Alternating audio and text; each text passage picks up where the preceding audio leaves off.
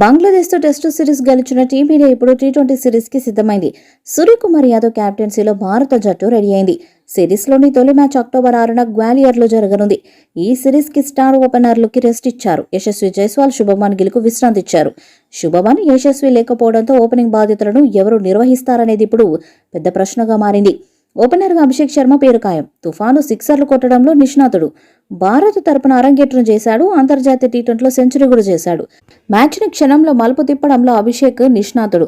అభిషేక్ శర్మ భారత్ తరపున ఇప్పటివరకు 5 T20 international మ్యాచ్లు ఆడాడు. ఈ సమయంలో అతడు 31 సగటుతో 124 పరుగులు చేశాడు. అతని అత్యధిక స్కోరు 100 పరుగులు.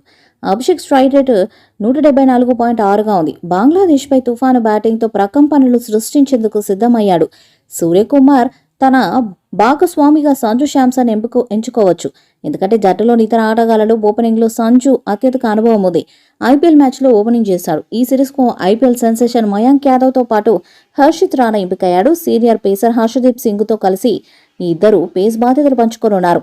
ప్రైమ్ పేసర్గా హర్షదీప్ సింగ్ బరిలోకి దిగుతుండగా రెండో పేసర్ ఎవరా అనేది ఇప్పుడు చర్చనీయాంశమైంది.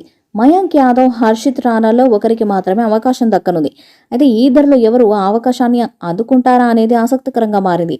ఐపీఎల్ 2024 సీజన్లో సంచలన ప్రదర్శనతో మయాంక్ యాదవ్, హర్షిత్ రాణా టీమిండియా పిలుపును అందుకున్నారు. లక్నో సూపర్ జైంట్స్ తరపున 4 మ్యాచెస్ మాత్రమే ఆడి 7 వికెట్లు తీసిన మయాంక్ యాదవ్ వేగవంతమైన బౌలింగ్తో సెలెక్టర్ల దృష్టిని ఆకర్షించాడు. దురదృష్టవశాత్తు గాయం కారణంగా అతను మధ్యలోని టోర్నీ నుంచి తప్పుకున్నాడు. కానీ గంటకు 150 కిలోమీటర్ల వేగంతో నిలకడగా బౌలింగ్ చేసిన మయాంక్ యాదవ్పై టీమిండియా మేనేజ్మెంట్ స్పెషల్ ఫోకస్ పెట్టింది. ఈ వీడియోపై మీ అభిప్రాయాన్ని కామెంట్ బాక్స్లో తెలియజేయండి. ఈ వీడియో మీకు నచ్చితే లైక్ చేయండి, షేర్ చేయండి, కామెంట్ చేయండి. మరిన్ని అప్డేట్స్ కోసం మన ఛానల్ సబ్స్క్రైబ్ చేయండి.